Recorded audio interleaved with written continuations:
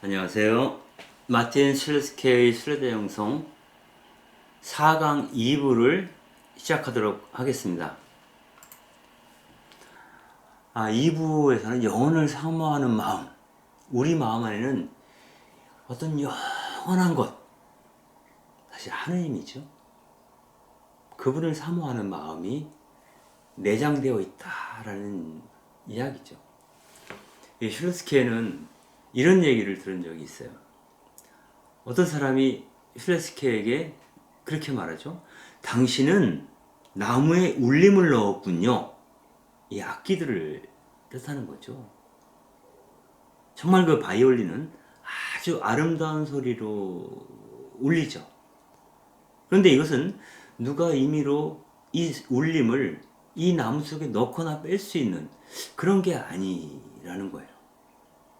그 울림은 눈에 보이지 않고 보이는 것은 다만 나무뿐인데 보이지 않는 그 울림이 우리에게 진동을 전달하고 있죠. 그래서 울림이라고 하는 것은 눈에 나무밖에 보이지 않는 그 바이올린의 잠재력이며 가능성이다 이렇게 얘기를 합니다. 그래서 이처럼 바이올린에 잠재되어 있는 울림처럼 바이올린에 은닉되어 있는 그 울림처럼 우리 가슴 속에는 영원을 사모하는 마음이 있다 라고 슬레스케는 이야기를 합니다. 그리고 이런 울림이 있는 삶, 영원을 사모하는 그 마음을 통해서 우리는 이 세계 안에서 하느님의 일에, 하느님의 음성에 응답하게 되고 그분의 일에 참여하게 된다라고 슐레스케는 말합니다. 코엘렛에 이런 말이 있습니다. 나는 하느님께서 하시는 모든 일이 영원히 지속되는 것을 알았다. 거기에는 더 보탤 것도 없고 거기에서 더 뺄 것도 없다. 하느님께서 그렇게 하시니 그분을 경외할 수밖에. 하느님은 영원하신 분. 나의 인생과 어찌 보면 사뭇 다르지만 내가 그분의 울림을 탈 수 있다면 나도 그 영혼으로 갈 수 있겠죠. 그 단초를 우리에게 보여주시는 그 분이 그분이시라면 그분을 경외할 수밖에 없다라는 겁니다. 이 하나님에 대한 경외, 이것은 낭만적인 것이 아니라 담담함 속에서 조금씩 성장해가는, 성숙해가는 사랑의 결과라고 실레스케는 이야기를 합니다. 매력적이면서도 우리를 두렵게 하시는 그분, 그분을 경외하는 마음이 있다면 내 마음을 더 잘 조율을 하겠다라는 생각을 하게 되겠죠. 그래서 그분에 대한 깊은 신뢰에 이러한 그분에 대한 경의가, 존경과 두려움이 더해질 때 우리는 힘든 삶 한가운데서도 내 삶이 내가 원하는 대로 이루어지지 않고 하나님의 생각이 내 생각과 다를 수 있다는 것을 알면서도 그분께 마음을 조아리고 그분에 대한 두려움 안에서 사랑을 발견하게 될 거 아닌가 하는 생각을 해보게 됩니다. 그분의 생각은 우리의 생각과 다를 수 있다. 그분께서 우리에게 바라시는 것과 우리 자신에게 바라는 것이 다를 수 있다.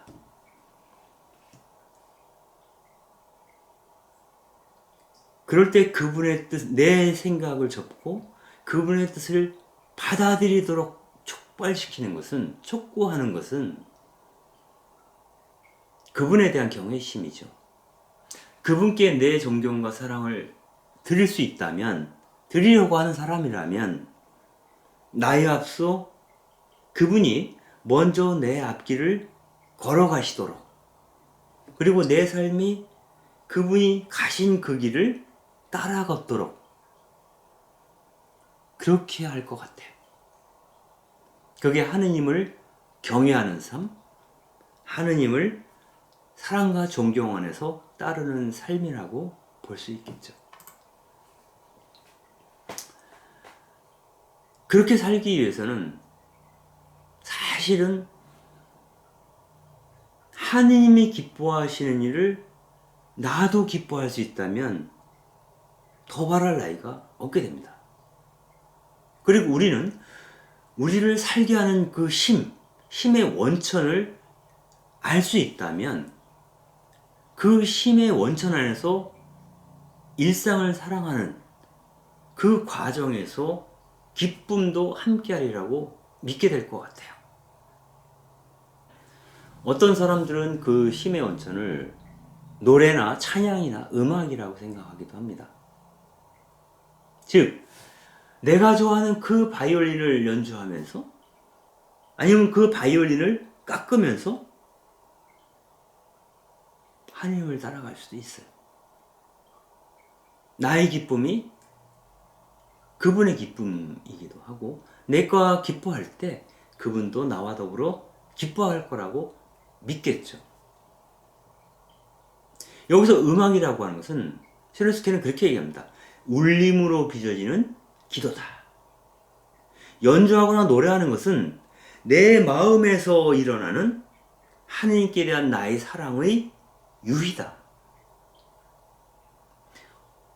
이처럼 얼핏 음악을 연주하는 것, 사는데 그렇게 보탬이 될 것 같지 않은 이러한 것들이 아름답게 비칠 때가 있고요.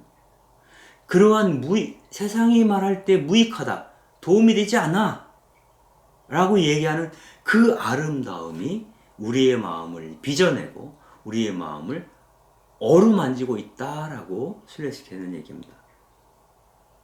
그렇게 음악을 통해서 힘의 원천을 발견한 사람은 그 음악을 통해서 하느님과 연결되어 있다라고 볼 수 있겠습니다.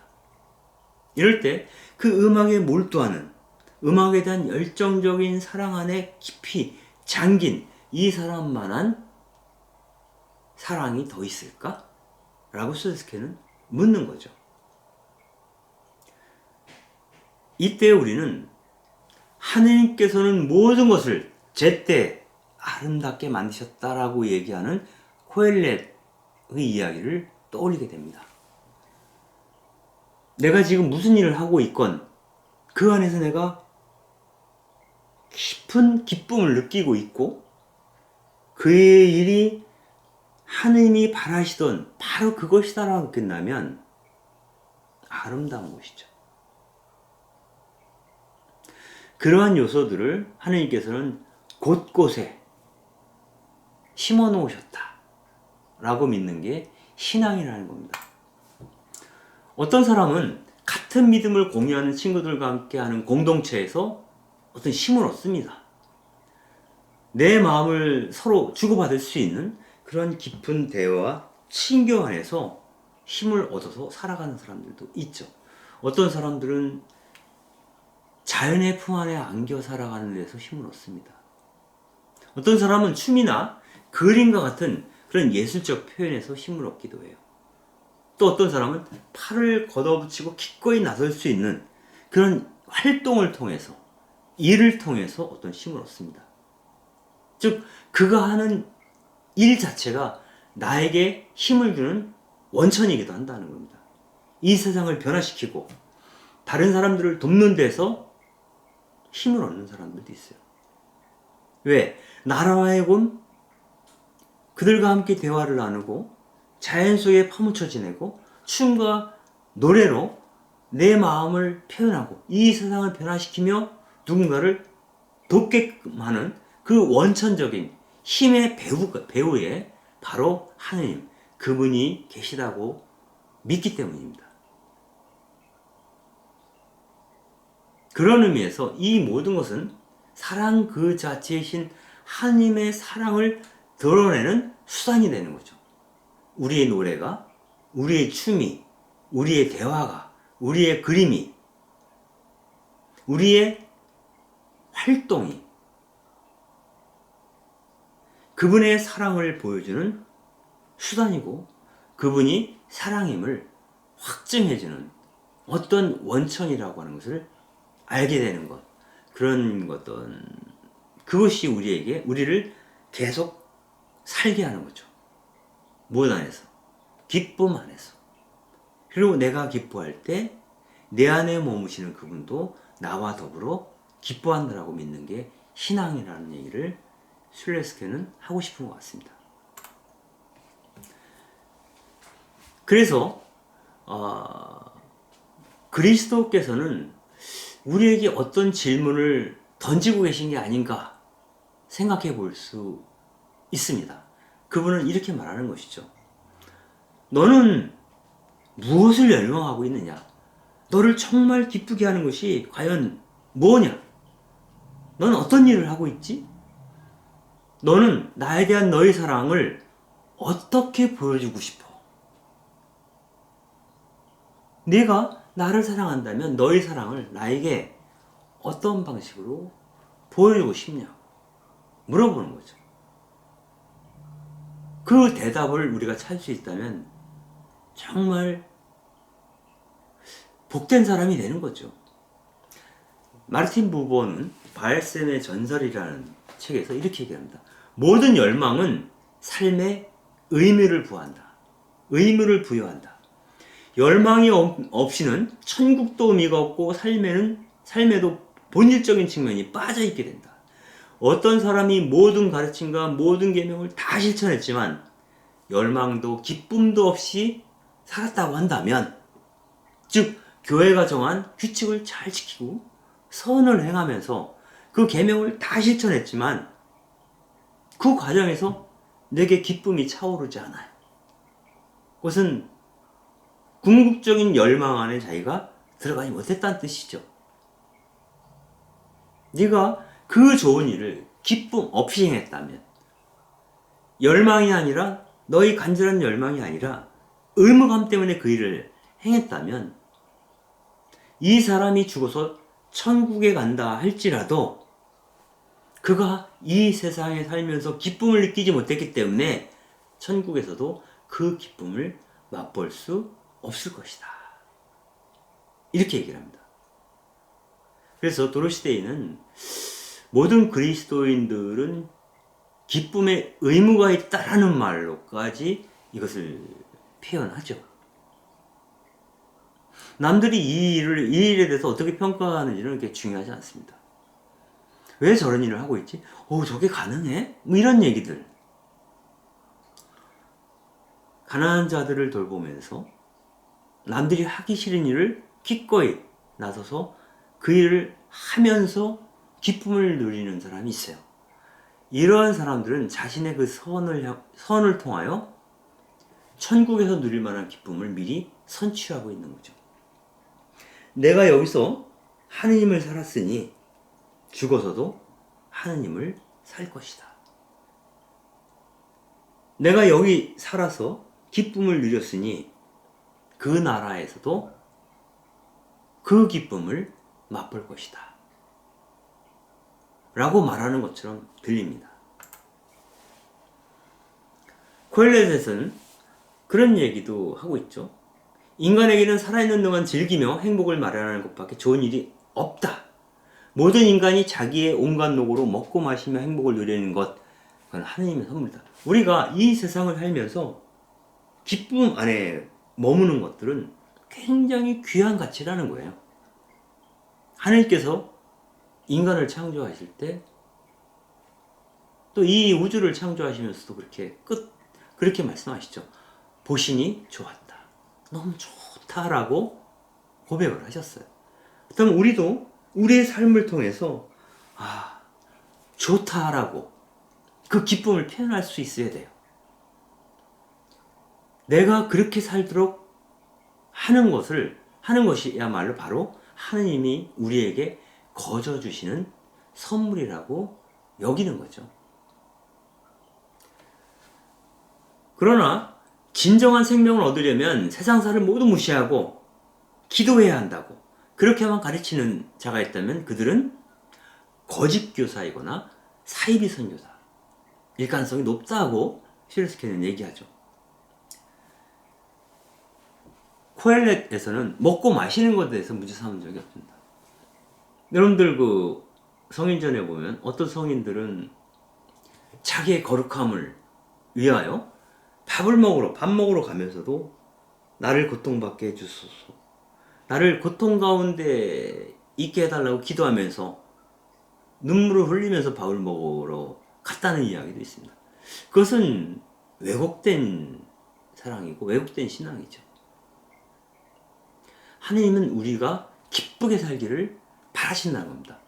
맛있게 먹고 힘써 그분의 뜻에 부합하는 일을 하기를 원하시는 거죠. 그분이 창조의 목적은 모든 이가 굿! 너무 좋아라고 말할 수 있는 그러한 세계를 희망하시는 거죠. 그래서 그 회당장 야이로의 딸을 살리신 예수님이 제일 먼저 뱉으신 말이 그 어머니에게 이 소녀에게 먹을 것 좀 갖다 주라 이렇게 얘기를 하는 겁니다. 우리가 일상 속에서 느끼는 그 행복감, 기쁨 이거는 전혀 죄스러운 게 아니고 이 안에서 내가 누리는 그 기쁨과 나의 행복감 이것을 나 아닌 이들도 누릴 수 있도록 내 사랑, 그들에 대한 나의 사랑이 나에 대한 나의 사랑이 나의 몸을 잡고 나를 넘어서 이 세계로 뻗어가도록 하는 것, 즉 이런 확장된 사랑의 결과가 복음서에서 얘기하는 그 하나님 나라이죠. 그러므로 우리가 거룩하다는 것, 영혼을 사모한다는 것, 하느님을 존경하고 따른다고 하는 것은 결코 이 세상을 등지고 마음을 괴롭히게 하는 그러한 영성으로 빠져들지 않는 겁니다. 성인들은 기본적으로 유쾌하죠. 유머도 알고 그 즐거움을 이 비틀어진 세상에서도 발현할 수 있도록 돕는 자, 지금 고통받는 자들에게 고통을 덜어주는 자, 지금 기뻐하고 있는 자를 더 기쁘도록 배려하는 자, 그 사람들을 우리는 영혼을 사모하는 마음을 지닌 성인이라고 이야기할 수 있겠죠. 그러니 우리는 지금 여기서 먼저 내 스스로 기뻐할 만한 일을 해야 되고요. 그 기뻐할 만한 일을 나 밖으로까지 확장시키려는 사명을 부여받고 있는 존재, 그 존재가 바로 그리스도인들이다 라는 것을 알 필요가 있다고 생각합니다. 즉 우리가 행복해지려면 내 스스로가 조화로운 인간이 먼저 돼야 돼요. 내가 정말 조화로운 인간으로서 그 은근하게 차오르는 그 행복 가운데 있지 않고서는 이 세상을 행복하게 만들 수 없습니다. 나를 사랑하지 않는 자가 나 아닌 자들을 사랑할 수 없는 것과 마찬가지입니다. 나만을 사랑하는 것도 문제이지만 나를 사랑하지 않는 것도 문제가 많다는 거죠. 그래서 이 지혜를 다루고 있는 잠언이나 코엘렛이나 아가나 이러한 그 성문서에서는 이렇게 얘기를 하는 겁니다. 너희는 스스로에게 맡겨진 존재다. 너희는 몸과 마음과 영이 건강하도록 잘 보살펴야 한다. 그러므로 먹고 마시고 충분히 자고 운동도 하고 봄 기운도 느껴보아라. 그리고 거절해야 할 때는 과감하게 거절해라. 그래야 너에게 주어진 그 소명, 하나님께서 나에게 부탁하신 그 일을 행할 수 있고 그 사명을 보호할 수 있다. 이 세상에 유용한 존재, 그러한 필요한 존재가 되려고만 하지 말고 자기 자신에게도 잘해주라고 이야기합니다. 물론 이 세상에 필요한 일을 하기 위해서 우리가 어떤 소명을 받았다고 느끼죠. 그러나 나는 이 세상을 위한 존재이면서 동시에 나 자신을 위한 존재이기도 해요. 하느님은 그러라고 나 자신을 창조하셨죠. 그분께서 이 세상을, 그들을 창조하신 것과 창조하신 의도와 나를 창조하신 의도는 똑같아요. 하느님께서 그들을 사랑하시고 그들이 행복해지기를 바라신다면, 그리고 그것이 구현된 세상이 하느님 나라라면 나는 내 자신을 위해서도 나에게 그 하느님 나라를, 그 기쁨으로 충만한 세계를 나에게 선물할 의무가 있다 라고 말해야 할 것 같습니다. 내가 귀한 사람인 줄 알아야 나 밖에 있는 그들 역시 하느님 앞에서 귀한 존재라는 것을 알게 되지 않겠습니까? 그래야 그들에게 잘해줄 수 있죠. 그래서 나의 신체와 나의 영과 나의 정신을 조화롭게 가꾸어 갈 준비를 모든 그리스도인들은 1차적으로 해야 될 걸로 믿습니다. 마지막으로 이 일을 행하지 않는 사람들에 대한 이야기도 덧붙이고 있는데요. 인간적인 행복에 이르는 통로를 우리가 잃어버리게 된, 나에게 정말 나를 기쁘게 하는, 나를 행복하게 하는 그 무언가를 나에게 선물할 줄 모르게 된다면 나는 행복할 수 없게 되겠죠. 내가 행복할 수 있는 길의 통로를 내가 차단하는 게 되어버렸죠. 이에 대해서 코엘렛은 이런 얘기를 했죠. 내 눈이 원하는 것은 무엇이든 뿌리치지 않았고 내 마음에게 어떠한 즐거움도 마다하지 않았다. 그리고 나서 내 손이 이룬 모든 위협과 일하면서 애쓴 노고를 돌이켜보았다. 그러나 보라, 이 모든 것이 바람을 잡는 일, 태양 아래서는 아무 보람이 없다. 이 코엘렛 전도서에서 주로 얘기하는 거예요. 이 세상 사람들은 이것저것 다 이루었는데 돌아보니 다 헛되다라는 거예요. 왜 코엘렛에서 이렇게 얘기할까요?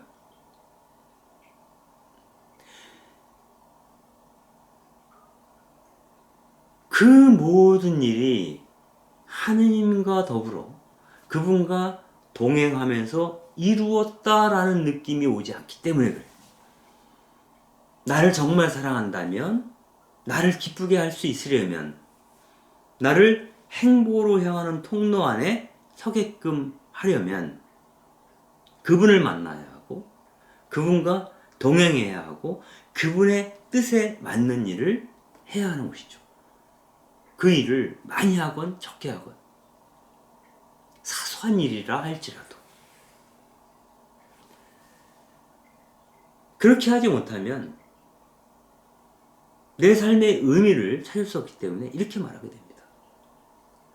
마찬가지로 코엘렛에 나오는 내용입니다. 나는 삶을 싫어하게 되었다.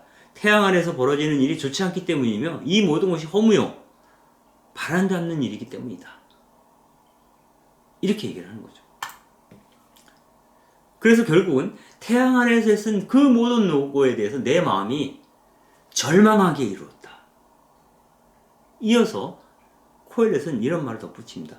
그분을 떠나서는 어느 누가 먹을 수 있고 어느 누가 즐길 수 있으랴. 그분 밖에서는 기쁨이 없다. 그분 밖에서는 행복으로 이르는 길이 없다라는 얘기를 하는 거죠. 하느님께서는 당신 마음에 드는 인간에게 지혜와 지식과 즐거움을 내리시고 죄인들에게는 모으고 쌓는 일을 주시어 결국 당신 마음에 드는 이에게 넘기도록 하셨다. 이 또한 허무요 바람닿는 일이다.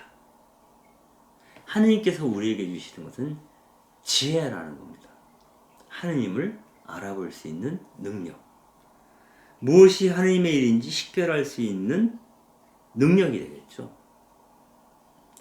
그러나 죄인들은 모으고 쌓는 일에 몰두하죠. 어떤 것을 이루려고 합니다. 무엇에 의해서? 제 뜻대로, 자기 뜻대로. 이 모든 일은 사실 바람잡는 일이고 허무한 일이라고 하는 겁니다. 다만 하느님과 동행하는 사람들만이 그에게 힘을 주는, 기쁨을 주는, 행복을 주는 그 원천을 알게 된다고. 그리고 그러한 원천들을 등한시하지 않고 스스로 자신의 소명을 돌보심을 얻게 된다고 슬레스케는 얘기합니다. 그래서 내 마음을 잘 조율하고 내 마음이 위탁받은, 하느님으로부터 부탁받은 그 일을 훌륭하게 수행하기 위해서는 내 마음을 그분께 인도하는 그러한 기술을 익혀야 한다는 것. 그 기술의 요체는 내가 행복할 수 있는 일, 내가 기뻐할 만한 일을 하느님 안에서 식별해내는 것이죠. 그리고 그 일을 해왔다면 때로는 낭만적인 사랑으로, 때로는 좀 더 심사숙고한 사랑으로, 때로는 근면하고 성실한 담담한 사랑으로 그 길을 걸어가야 한다라고 슐레스케는 이야기합니다. 그 행복의 세 가지 차원에 대해서도 이야기를 하고 있는데요. 그 마음 인도의 기술과 관련된 것이죠. 신체적인 행복은 건강이고요. 정신적인 행복이라고 한다면 기쁨이라고 말할 수 있고, 영적인 행복은 의미를 찾는 것이라고 슐레스케는 얘기합니다. 이 코엘렛을 관통하고 있는 공허감, 헛됨은 내가 왜 무엇하러 살고 있는지, 왜 사는지 그 의미를 모르는 데서 생기는 것이다 라고 봅니다. 이런 영적 행복, 내 삶의 의미를 찾지 못한다면 신체적인 건강과 정신적인 기쁨을 느낀다 해도 내 안에 영적 허기를 달랠 수 없다라고 하는 겁니다. 그래서 나 자신을 통해서 하나님께서는 무슨 일을 실현하시고자 하시는지, 즉 내 삶의 의미가 무엇인지 먼저 알아야 한다. 그리고 그분께서는 내 삶의 의미가 무엇인지 알 수 있도록 우리 안에 영혼을 사모하는 마음을 창조 때부터 심어주셨다는 겁니다.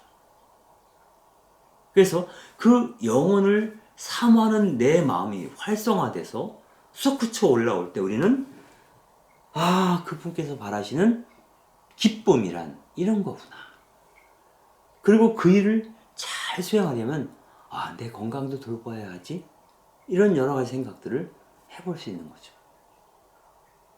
이것이 모두 조화롭게 이루어질 때 그 사람의 삶을 우리는 신앙 안에서 성공적인 삶을 살고 있구나 라고 이야기할 수 있겠죠. 결국은 이 모든 것을 통틀어서 우리는 거룩한 삶, 거룩함으로 나아가는 길이라고 볼 수가 있겠는데요. 즉 하나님과 동행하며 그분의 현존 안에서 사는 것, 그분의 기뻐할 만한 일을 나의 기쁨으로 받아들일 만한 그러한 삶이라고 한다면 거룩한 삶이라고 볼 수 있죠. 근데 이러한 거룩한 삶을 산다고 하는 것은 토마스 머트는 꼭 필요한 한 가지를 실천하는 것이다 이렇게 얘기를 합니다.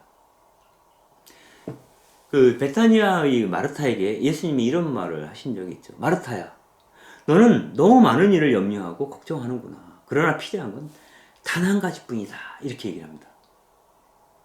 그러면 그 단 한 가지는 무엇인가 라고 했을 때 머트는 이렇게 얘기하는 거죠. 그것은 하느님의 뜻에 따라 자기 자신을 실현하는 것, 즉 그분이 바라시는 모습이 되는 것이다 이렇게 얘기를 합니다. 하느님이 나에게 바라시는 것을 실현하는 것, 어떻게 알 수 있죠? 그게 뭔지. 그건 앞서 말씀드렸듯이 우리 안에 영혼을 사모하는 마음이 심겨져 있기 때문에 우리는 알 수 있다. 그걸. 그것은 사람마다 제각기 다르죠. 음악을 좋아하는 사람과 춤을 좋아하는 사람과 노래를 좋아하는 사람과 어떤 활동을 좋아하는 사람과 다 그 성향이 다르시 우리들의 고유한 길을 걸어서 하느님의 뜻을 이루는 것, 그것이야말로 우리를 행복으로 이끄는 길이 아닌가라고 이야기하는 것처럼 여겨집니다. 그 길을